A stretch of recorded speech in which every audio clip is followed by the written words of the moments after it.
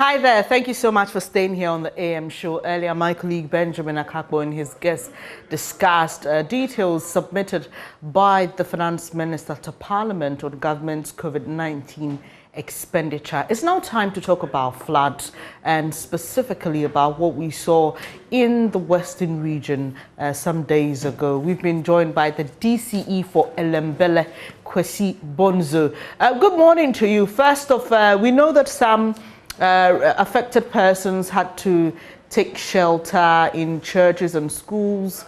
What's the update on those people currently? Good morning. Good morning to your dear listeners. On Sunday, we had a very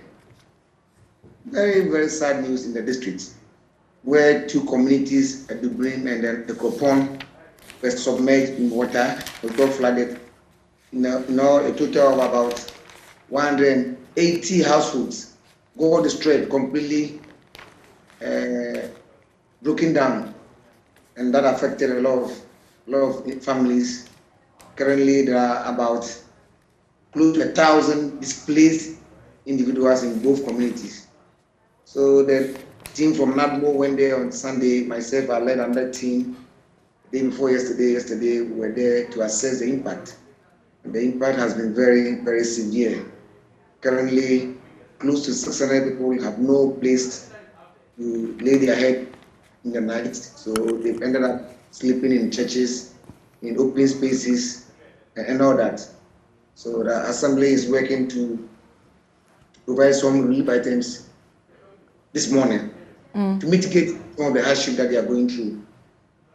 And these relief items, are you able to share specifics with us? Okay, so specifically, we are in both communities. We are going to provide them with 100 bags of rice, and then 50 cartons of oil, cooking oil, 300 pieces of mosquito nets. We have rubber buckets. We have school uniforms. There have been schools who have been affected. When we visited the school, most of the kids complained that their uniform got drowned, so they can't even have uniform to wear to school. We are providing the kids with school uniform, try and get them some exercise books as well, so that at least they can have some normal lives in the immediate aftermath of the flood. Meanwhile, in both communities, the advice is that both communities should be relocated, because this is the third time that this incidence of flooding is happening within a period of 12 years. So obviously there's a problem with the location of those communities. So we went to the site with they've identified a new site where they want to be relocated. It's like a virgin area, which means we have to construct roads, we have to provide water, electricity. And sorry to interject, sir. At whose cost relocating two entire communities? Who is going to cater for the expenses? Obviously, it's the responsibility of government to ensure this relocation, because as it is now, the resident cannot continue to live in those communities because their lives are in danger. Like I said earlier on, it's the third time, and for almost an entire township to be submerged in water anytime it rains. At the time, these are very rural communities. So at the time they were settling there, they look at the highlands in those areas. But as the community grew, they had to go into the low areas, which has put everybody's life at risk. So as an assembly, we are putting together the cost involved, which is definitely going to be beyond the budget of the assembly even for the year. So how soon do you expect to do this? Because I was going to ask that. What are the estimates, and realistically, how long will it take you to relocate these residents? We sent a technical team there Tuesday, Wednesday, a team comprising the head of the district works department, the head of the fiscal planning department, the district planning officer, and environmental health officer. So they went with their team to do the preliminary investigation and assessment. They are now going to give us their report, and also the NADMO team also was with us. So this is a comprehensive project that has to be tackled comprehensively, because it's a lasting solution that we want to find to this perennial problem of flooding in both communities. So make sure that action is fast. There's a fast track action on it. Once we identify once the cost estimate is provided, then we can look at how to find the resources to execute the relocation. Mr. Bonzo, just help us understand, especially those of us who are not familiar with the communities you're mentioning. Earlier, most of our reports, and I'm looking at one even on page 16 of the Ghanaian Times, focused on the St. Mary's Boys area, swampy lands at New Amanful and Funko Junction. Are these communities close to these areas, or these are... No, those communities are in the Takoradi metropolis. Okay. We are talking about Elembele district. Okay. Which is about 80, 90 kilometers away from Takoradi. Okay. The communities in question are farming, cocoa growing areas, basically. We have a green and we have a Cropon, both with a population of approximately 2,500 each in those communities. Now there are adjoining villages to those communities. What happened was that Saturday, Sunday, there were torrential rains, and the community has river and streams are surrounding it. So it overflowed its banks, and then got the entire community flooded. And most of those places, the houses are mud and thatch houses. Okay. So most of the houses completely got destroyed. Now, in a total of over almost 200 households, with each household having close to averagely about 6 to 7 people in that individuals in the household. So there's a lot of people who have been affected by this flood. Interesting. So that's to say that the same day we recorded the floods around the areas I mentioned earlier, which are within the Takoradi metropolis, was the same day that these two communities and adjoining villages also experienced the floods. Exactly. So when we had our own share here in Accra, there were concerns raised by engineers about the siting of new communities in swampy areas or wetlands, and the lack of adherence to bylaws when it comes to not building in waterways and all that. You say for the two communities that have to be resettled, this is about the third time in 12 years you're experiencing major floods. But do we know what the cause is? So these are very rural communities. Both communities started as settler communities, where people have their farms. They had to build houses on their farms, maybe some 100 years ago. Then gradually the communities have developed into full-scale communities. So obviously the issue of planning, the layout, it was non-existent. Now, that is why, whilst we are planning to relocate them, we have identified high area where we will do a proper layout, zone it, and make sure that all the necessary planning that goes into it before we even allow them to start building in those areas.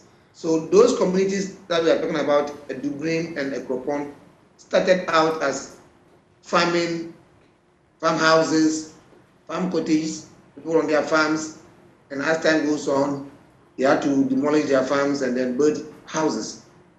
Even then, they are all surrounded with their farms.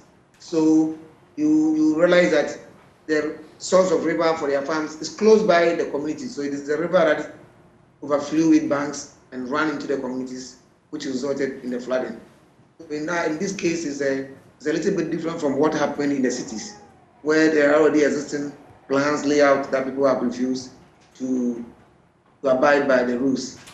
So the decision is to make sure that with a new site that has been provided, the physical planning department, the West department will supervise and make sure there is properly laid out structures proper drainages and all that, so that it doesn't happen again. So you say that these communities are mainly of farmers, and they have to be resettled, and there must be a proper plan this time. So talking about drainage systems and all that, I'm thinking they are no longer going to be having mud houses, is it? Well, the suggestion is for the assembly to support them with some building materials, roofing sheets, cement. The individuals also have some responsibility, and they have all accepted that responsibility to also do their part. And as much as we can, we will advise that the structures should be materials that can withstand the rigors of any flood. But the truth is that it's a very poor community, mostly cocoa farmers and peasant farmers. It's difficult for them to put up brick and mortar houses. So as it is, we know a lot of them will still continue to do the mud houses as it is. But then the foundation, once the foundation is concrete, when they put on it, even when there's serious rainfall, I should think it will survive. Who owns the land that they're going to be resettled on? Okay, so the traditional rulers in those communities have spoken with the landowners. Even there are some cocoa farms that have been also part of the land that are earmarked. So we are going to engage the owners of the property on the land, and then the necessary compensation that has to be paid will be settled to enable the communities to move there. As it is now, if we don't act very fast, they are going to start rebuilding where they are. There's a story of a particular young man who was in tears, who told me that this is the third time he has had to rebuild his house, and then this is the third time that he has lost his house, 3-bedroom house. So it was very pathetic. And then in my conversation with him, he himself offered that, look, I don't want to live in this place again, because I can't go to that trauma for the fourth time. Okay. So they are willing and they are ready to be relocated, and they are also doing their part by providing the land. So we are going through all the legal processes, right? You know why I'm asking, because sometimes in our haste to take some of these decisions, a lot of the right paperwork isn't done, and then a few years to come, you find that the owners of the land want to claim back, and it becomes a problem for government and those who've been resettled there. That's exactly what you are doing. In my engagement with the two communities in the past 3 days, that has been my major point. That in as much as we want to relocate them as soon as possible, we need to engage, especially those who have properties on the site, the location which has been identified. Mostly there are cocoa farms and a few rubber plantations. The assembly is going to value those properties, and then using the crop rate as provided by the Land Valuation Board to make sure that it's properly done and properly acquired, because we are virtually having to go and build a new community, completely new community for those two communities. So we need to go through the legal process and due process to avoid any future litigation. All right, so the other thing is, yes, we've spoken about the cost element, but realistically, once you're able to establish how much you may need, how long do you think it will take you to execute this project? That's a difficult question, because we can, as an assembly, we run on budget. So currently we have our budget approved for the year. This is a force majeure. Nobody anticipated it. So even our budgetary provision for disaster cannot even cater for the relief items that we are going to provide. So immediately we know the cost. We have to now identify how to raise the money for it. If it's beyond our resources, we have to fall on the central government through our local government ministry. But the urgency of the matter is also equally important. So once the process is established, you're going to mobilize the necessary resources. In addition to private resources, there are a good number of mining and oil and gas companies in our district that will make an appeal to also come and support. This is a disaster of national magnitude. If anybody visited the communities, you will know what I'm talking about. The community where over 500 people have been displaced. They cannot find a place to lay their head, their kitchen, their washrooms, their toilet facilities. All is gone. So it's a major disaster that needs to be tackled seriously. Mr. Bonzo, so while we wait for this project to be completed, what is the strategy, what is the plan for these stranded residents? So currently they are in the churches around. We are also thinking about providing some tents for some of the people who are not able to find space. Others have moved to nearby communities to live with their relatives. So currently there's a lot of displacement. Now the temporary solution is to try and mitigate the hardship that they are going through by providing some relief items, especially mosquito nets and others, because some of them are sleeping in the open spaces. But as a matter of urgency, we need to work and get these new areas that they have located so that those who want to build can start, even if it's mud houses with a little support from the assembly. A lot of them, in these rural communities, the people have a lot of native intelligence. They have started removing the roofing sheets of their old structures and all that, in anticipation that once the site is cleared and their support is given, with a matter of days, they'll be able to. I must say that the people of Elembla are very resourceful and self-dependent. It's the third time they are going through this. Anytime they quickly gather themselves with a little support, they rebuild. The only problem here this time around is that we are not encouraging anybody to rebuild in the same location.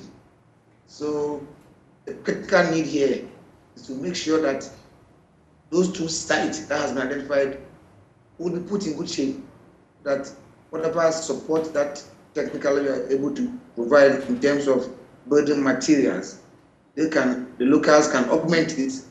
Normally, because they are farmers and they have appropriate technology of putting their houses.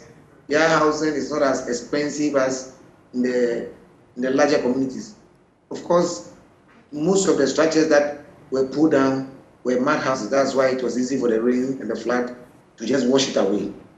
So I believe that would have been a bit of hard work within a matter of a couple of months. You should have those people coming back to normal lives in those communities.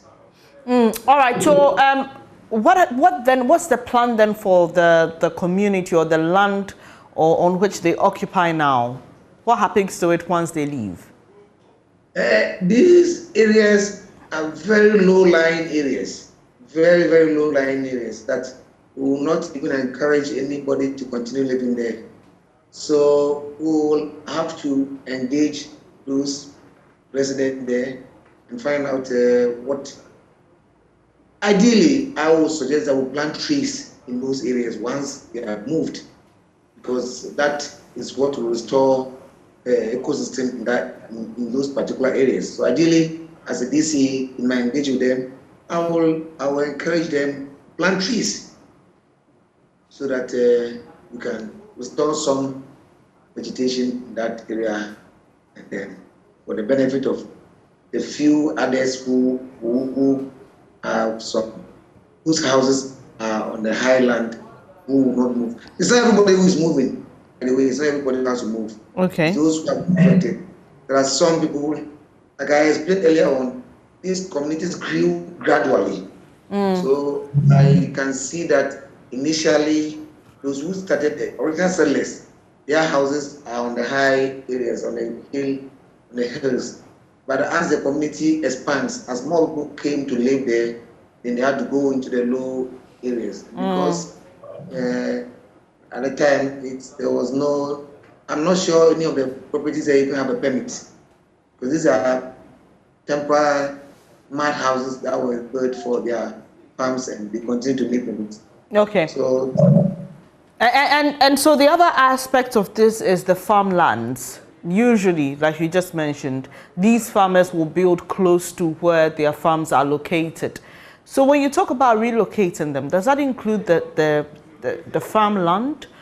And if not, how close is this new parcel of land they're going to be relocated on to their existing farms? oh, it's very close to the existing communities. It's let me say less than a kilometer from both communities. So there are some farms who have farms in the areas that have been demarcated for the resettlement. That is why we will engage them. But basically, currently where they live is not farm. There is no farming activities. It has developed into communities. When it started, it have started as farmhouses. But as time went on and the communities grew larger and people began to move from their various farms to live, it became a community on its own. So currently, you do not classify a Kropon and a Bibrim as a farmhouses. They have grown into big communities with schools, with the chief compounds, with all the necessary amenities, the churches, everything. So it's just a question of moving those in the very low-lying areas close to the river, which overflows the banks. There are two main rivers that surround those communities. And then the other one has a very difficult local name. And those rivers go all the way to join Ankova River. So that's where the problem has. When there is high tide, it overflows, and then we experience this problem. We'll leave it here. Kwesi Bonzo is DCE for Elembele, and we've been talking about the floods in Takoradi, specifically two farming communities within his district that have been gravely affected. Elembele is far away from Takoradi. Yeah, but it's all in the western region. In the western region, yes, in the western region. I beg your pardon. So we've been talking about the floods in the western region and how residents in Elembele, two farming communities to be specific, were gravely affected. What we are being told now is that they would have to be relocated, and that's what we were discussing. We'll touch